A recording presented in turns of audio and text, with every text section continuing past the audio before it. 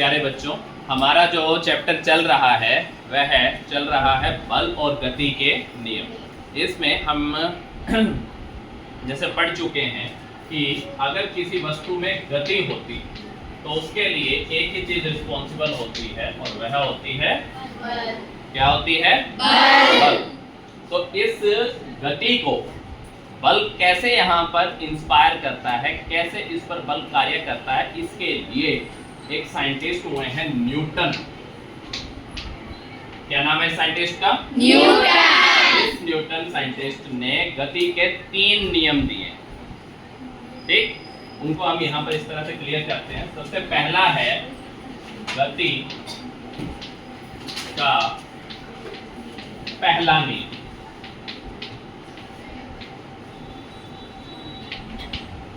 ये नियम क्या कहता है? कहता है कि अगर ये वस्तु अगर विराम अवस्था में है तो यह विराम अवस्था में रहेगी। अगर कोई वस्तु चल रही है तो वह चलती रहेगी। कब तक? जब तक उस पर कोई बाह्य असंतुलित बल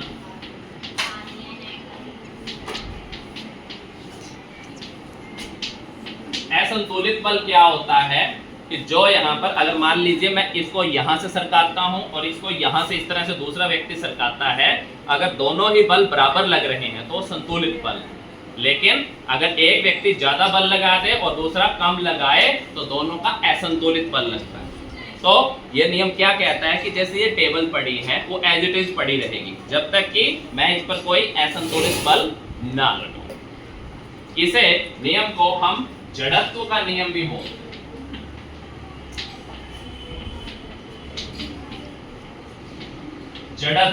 जड़त्व क्या है? इस टेबल की या किसी वस्तु की एक खासियत है, अंदर की प्रॉपर्टी होती है जिसके कारण वह अपने में होने वाले परिवर्तन का विरोध करता है। यह टेबल है विराम अवस्था में पड़ी, ठीक है, यह विराम अवस्था से हटने का विरोध करती है। इसे हम बोलते हैं विराम अवस्था का जड़त्व। कोई वस्तु चल रही, वो रुकना नहीं चाहती, उसे हम बोलते हैं गति का जड़त्व। और तीसरा क्या होता है? एक वस्तु एक ही दिशा में चल रही है, उसे आप मोड़ना चाह रहे हो लेकिन वो मुड़ना नहीं चाह रही, वो क्या होता है? दिशा का जड़त्व। तो इस तरह से ये 3 जड़त्व कार्य करते हैं। समझ आ रहा है सभी को? ठीक है, तो ये गति का पहला नियम है जिसे हम जड़त्व का नियम भी बोलते हैं।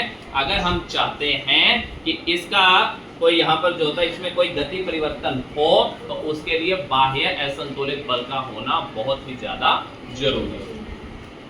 दूसरा नियम अगर हम बात करते हैं,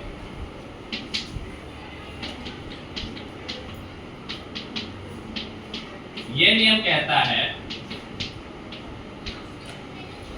कि गति वस्तु में हो गई, किसके कारण हुई है? बल के कारण।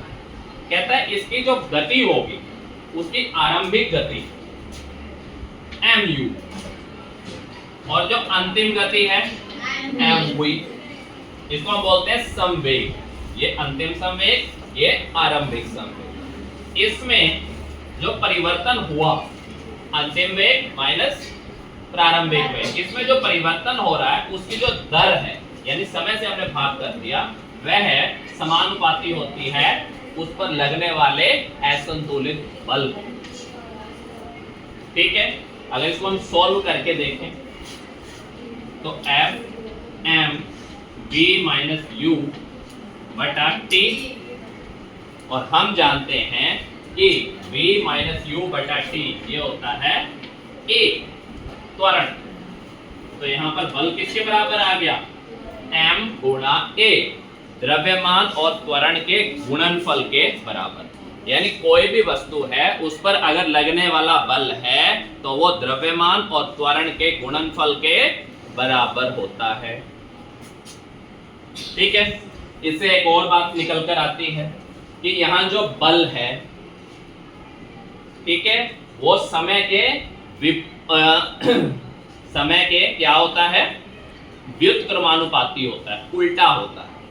कैसे होता है कि मान लीजिए एक क्रिकेट ग्राउंड में एक खिलाड़ी के पास बॉल आने वाली है, वो जैसे ही बॉल को ऐसे कैच करने की कोशिश करता है, कैच करने की कोशिश करेगा, ठीक है।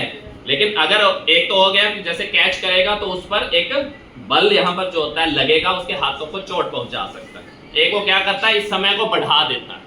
जैसे उसने समय को बढ़ाया, यहाँ पर जो लगने वाला बल है वो ऑटोमेटिकली कम हो गया। इससे क्या होता है, उसको चोट कम लगती है। समझ आता है? तो यह गति का दूसरा नियम होता है, ठीक। तीसरा नियम,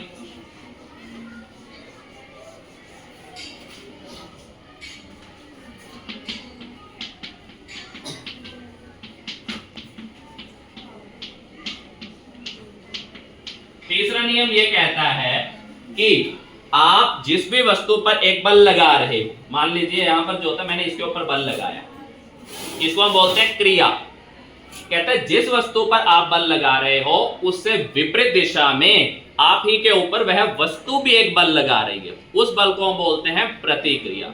ये दोनों बल एक दूसरे के समान होते हैं और एक दूसरे की विपरीत दिशा में कार्य करते हैं, ठीक। ये होता है गति का तृतीय नियम, ठीक। इसका उदाहरण हम क्या दे सकते हैं कि मान लीजिए अगर मैं चलना चाहता हूं तो चलने के लिए मैं ग्राउंड पर ऐसे बल लगाऊंगा, ये पीछे की तरफ बल लगाया तो ग्राउंड मेरी तरफ आगे की तरफ बल लगा रहा है। फिर से मैंने यहां पर बल लगाया, पीछे की तरफ लगाया, अब ग्राउंड मेरे ऊपर आगे की तरफ बल लगा रहा है। मैंने पीछे की तरफ धकेला, ग्राउंड ने मुझे आगे की तरफ धकेला। क्रिया प्रतिक्रिया, बराबर बल लगे लेकिन विपरीत दिशा में कार्य किया, इससे मेरी गति संभव हो पाई। तो इस तरह से ये गति के 3 नियम हैं जिनको न्यूटन वैज्ञानिक ने दिया था और किस तरह से यह गति को पूरी तरह से एक्सप्लेन करते हैं। धन्यवाद।